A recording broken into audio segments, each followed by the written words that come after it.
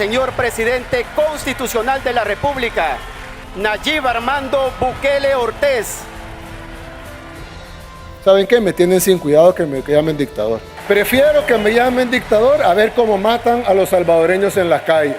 En solo 3 años, Bukele convirtió el país más violento del mundo en el más seguro de América Latina. Por esto, hoy en día muchos conocemos a El Salvador como un país modelo en seguridad, paz y hasta de democracia moderna. Sin embargo, esta semana se aprobó una reforma que permite la reelección indefinida del presidente, es decir, de Nayib Bukele. Este día ha muerto la democracia en El Salvador. Nayib Bukele podría perpetuarse en el poder, es lo que advierten las ONGs, después de que la Asamblea Nacional haya aprobado una reforma constitucional que le permite presentarse a la reelección de forma indefinida. Es realmente un punto de no retorno hacia un sistema completamente autoritario en El Salvador. Juanita Gover-Butz es directora de las Américas de Human Rights Watch. El insoportable autócrata salvadoreño Bukele. Lo mismo que Chávez, solo que este es un dictador no de izquierda como Chávez, sino de derechas, autoritario, populista. Nayib Bukele va encaminado a ser dictador del Salvador. La reelección indefinida es algo que vimos en Venezuela, que vimos en Cuba, que vimos en Nicaragua. Ahora, en los medios de comunicación, las ONGs y las redes sociales tildan a Bukele como el nuevo dictador de nuestro continente, llegándolo a comparar incluso con el mismísimo Hugo Chávez. Pero, ¿lo que está pasando es tan grave como lo pintan? En este video vamos a entender lo que está pasando en El Salvador, pero para eso tenemos que responder las siguientes preguntas. ¿Cómo era El Salvador antes de Bukele? ¿Por qué lo acusan de dictador? Y lo más importante, ¿qué significa esta reforma para el futuro del Salvador? Pero antes, te invito a que te suscribas al canal si es que te interesa la geopolítica de nuestro querido continente. Ahora sí, veamos unos datos. Bukele versus los maras. Hace no mucho, El Salvador no era un país.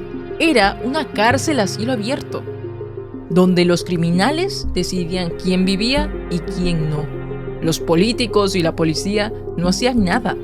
Las organizaciones criminales mandaban y las familias tenían que soportar o escapar hasta que llegó un presidente, Nayib Bukele. Llevamos 8 meses en esta guerra contra las pandillas.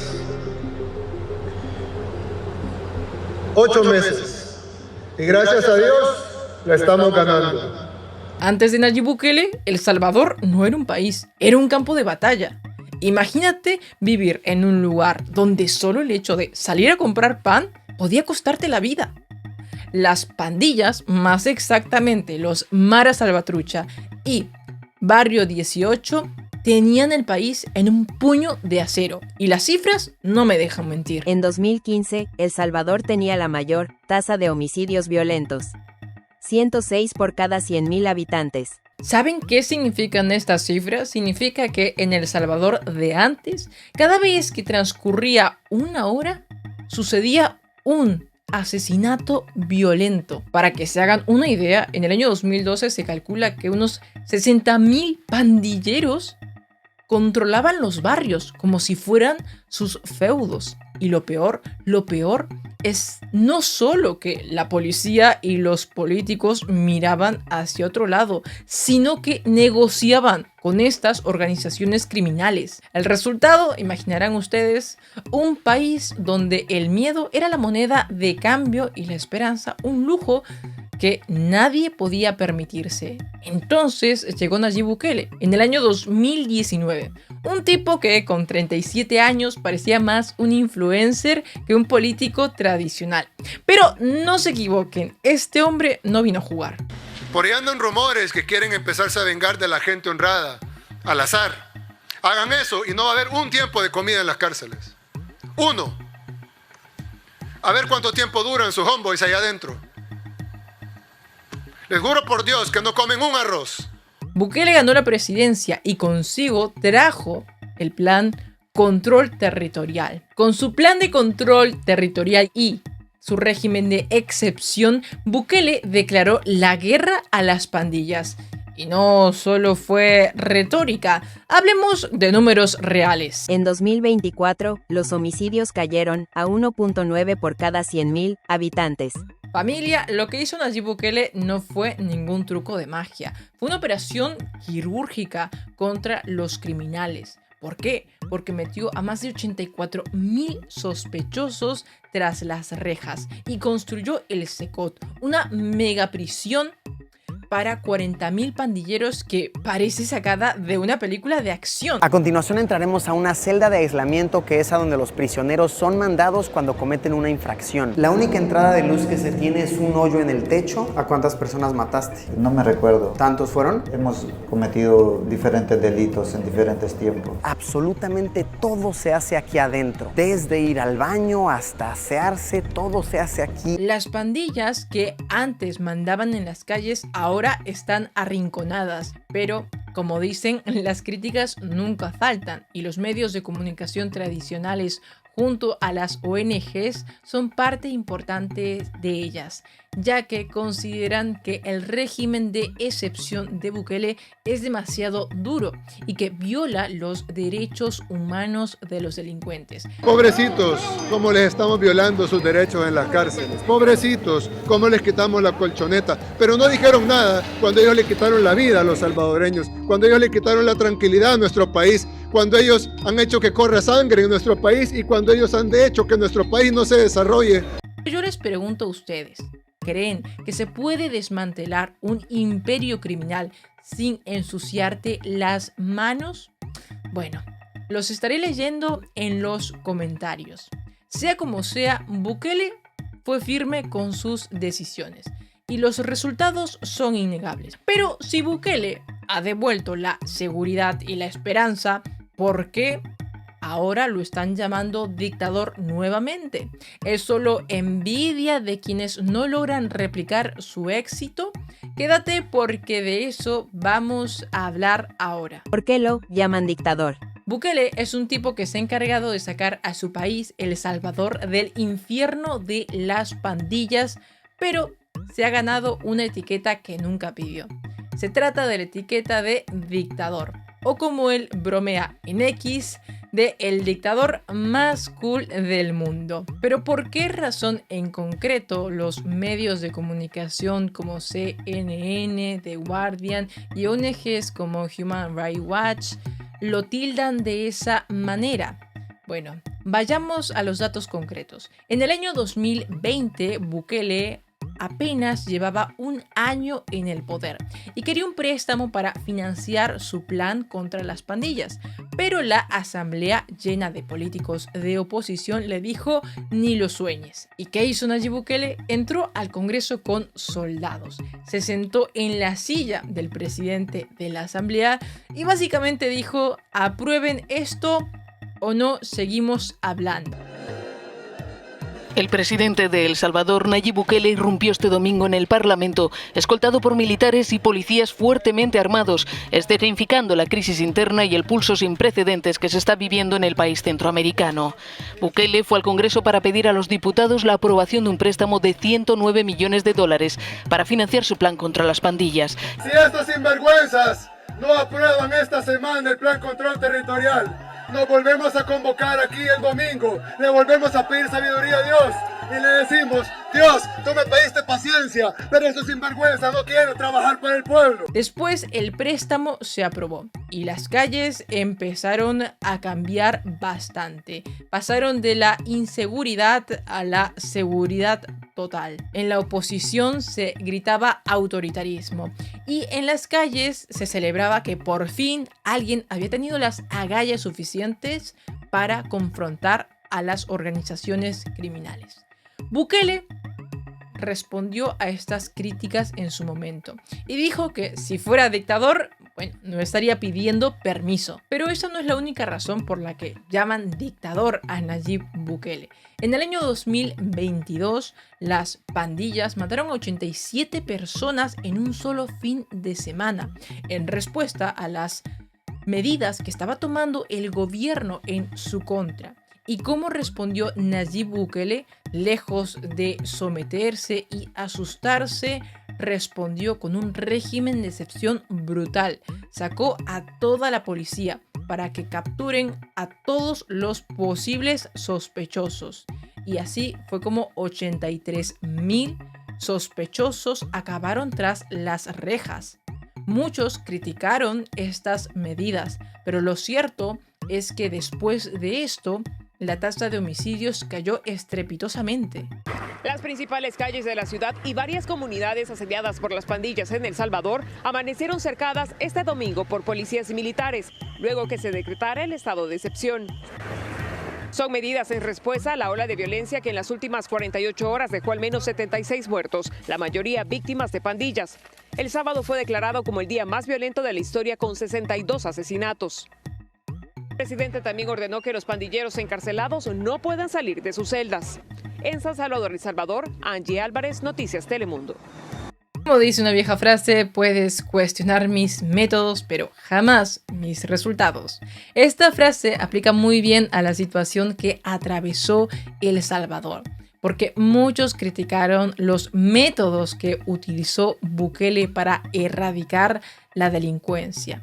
Por ejemplo, la ONG Amnistía Internacional dice que hubo arrestos sin pruebas, detenciones de menores y unas 200 muertes en custodia por maltrato o negligencia. Es a causa de esto que muchos medios de comunicación y ONGs vienen llamando a Bukele autoritario y dictador hace bastantes años. Sin embargo, el pueblo de El Salvador dice lo contrario. Y una muestra de eso es que durante las últimas elecciones, de todos los votos escrutados, 85% lo apoyó. Algo que rompió récords si es que hablamos de democracias modernas. Entonces, ¿Bukele es un dictador o simplemente es un líder que no juega con las reglas de los demás? ¿Son estas críticas puro ruido de quienes no soportan su éxito? Quédate porque ahora vamos a ver qué significa esta última movida que acaba de hacer. Se trata de la reforma que te comenté al inicio, la cual, a decir verdad, puede marcar el futuro de El Salvador. Bukele para siempre. Esta semana la Asamblea Legislativa de El Salvador, donde el partido de Bukele, Nuevas Ideas, arrasa, aprobó una reforma constitucional con 57 votos a favor de 60 en total. Esta reforma está poniendo al mundo a hablar. ¿Y por qué motivo? Porque permite la reelección indefinida. ¿Eso qué quiere decir? Que Nayib Bukele puede ser el presidente de manera indefinida mientras la población, claro, lo siga apoyando. Además, se extendió el mandato de 5 a 6 años y se eliminó la segunda vuelta electoral. ¿Para qué? Para tratar de agilizar los procesos, reducir los costos y consolidar la gobernabilidad. Ahora bien, los críticos no tardaron en alzar la voz. Los medios de comunicación tradicionales, ONGs y también en las redes sociales se comenta que esto de permitir una reelección definitiva puede abrir la puerta a un autoritarismo. Incluso algunos están comparando a Bukele con el mismísimo Hugo Chávez, el dictador venezolano, que en paz no descanse, quien impulsó una reforma parecida en Venezuela antes, cuando recién estaba empezando a consolidarse el chavismo como una fuerza dictatorial. Dos preguntas haría yo.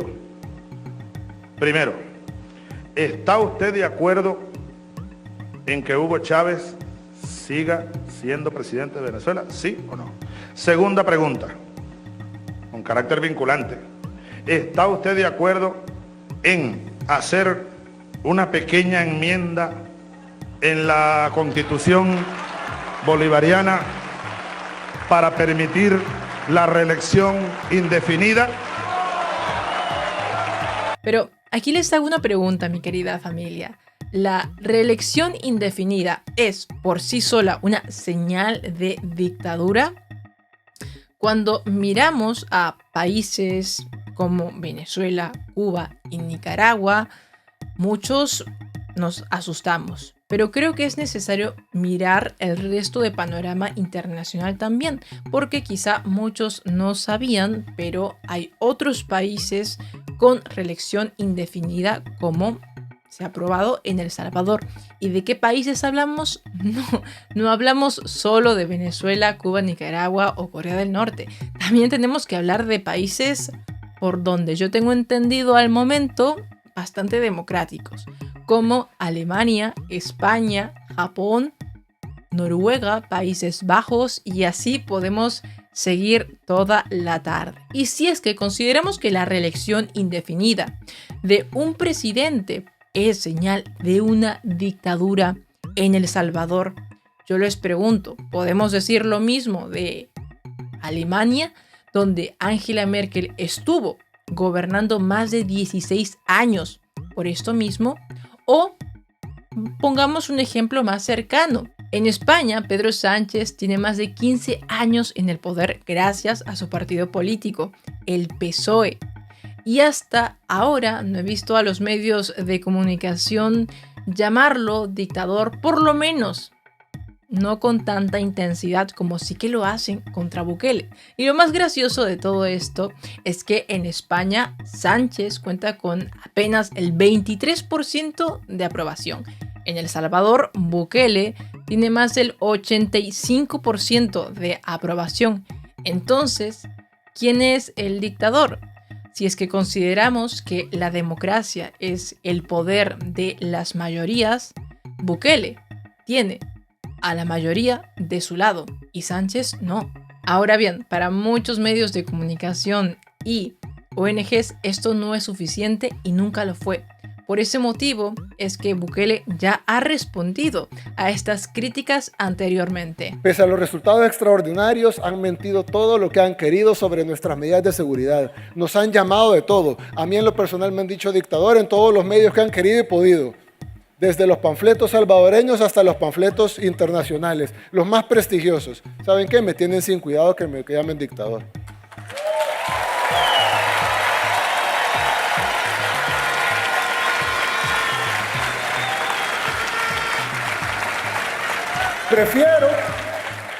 Prefiero que me llamen dictador a ver cómo matan a los salvadoreños en la calle.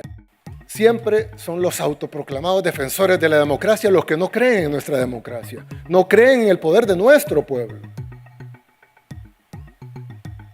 ¿Cómo pueden decir defender la democracia si ni siquiera saben la definición de democracia? ¿Cómo pueden imponernos reglas que ellos mismos no respetan y ofrecernos sistemas que hace mucho tiempo dejaron de funcionar para ellos? ¿Cuál es la situación en sus propios países? ¿Por qué no se enfocan en proteger a su gente en lugar de atacar a la nuestra?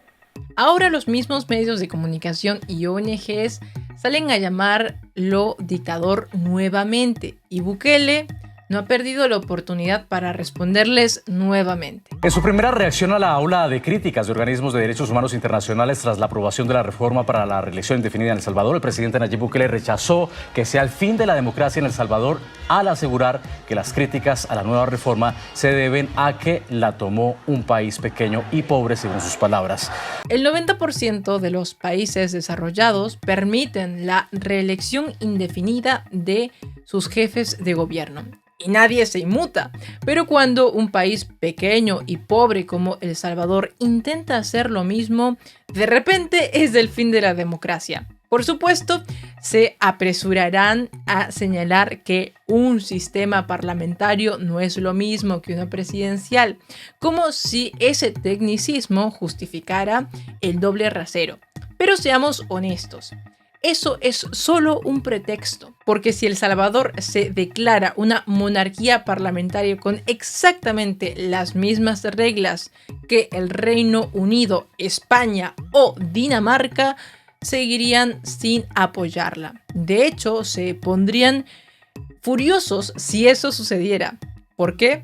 Porque el problema no es el sistema, sino que un país pobre se atreva a actuar como si fuera soberano. No se supone que hagas lo que ellos hacen, se supone que hagas lo que dicen y se espera que te mantengas en tu carril. Familia, con esta respuesta, Bukele acaba de responder a todos sus críticos que durante las últimas horas lo han estado comparando incluso con Chávez. Pero me gustaría saber qué opinan ustedes. En última instancia, yo les puedo comentar que los únicos quienes creo que tienen el derecho y el suficiente conocimiento para decir si es que El Salvador se ha convertido o no en una dictadura son los salvadoreños, porque ellos son los únicos que saben cómo era El Salvador antes de Nayib Bukele y si es que lo siguen queriendo en el poder o no. Así que si es que eres de El Salvador y estás viendo este video, te pido por favor que nos dejes tu testimonio aquí debajo en los comentarios para que toda nuestra comunidad pueda leerte, porque hasta el momento, por lo menos yo no he visto que los salvadoreños estén escapando de su país en balsa o a pie, como sí pasa en Venezuela, Cuba y Nicaragua. Al contrario, he visto que muchos salvadoreños están regresando a su país porque hay seguridad, porque hay tranquilidad, porque hay paz y se puede vivir a diferencia de años anteriores. Familia, Bukele recibió un país quebrado por el miedo y la violencia, pero supo transformarlo en un símbolo de esperanza para todo nuestro continente y las cifras, como vimos, lo respaldan. ¿Puede volverse un dictador? Claro que sí. Si algún día el pueblo exige un cambio y él se rehúsa a entregar el poder. Ahí sí, pero hoy por hoy no es el caso. Hoy El Salvador está escribiendo una historia distinta, de seguridad, de orden y quizá de prosperidad económica. Mientras hay elecciones libres y transparentes, resultados visibles y un pueblo vigilante, va a ser difícil hablar de una dictadura estrictamente. Pero tú, ¿qué opinas? ¿Quisieras un Bukele para tu país? Te voy a estar leyendo en los comentarios. Por ahora me despido. Yo soy Francesca. Si te ha gustado este video, no olvides dejar tu me gusta. Y muchas gracias a todos los miembros del canal. Sin su apoyo económico, nada de esto sería posible. Les envío un gran abrazo a todos y nos vemos en el próximo video.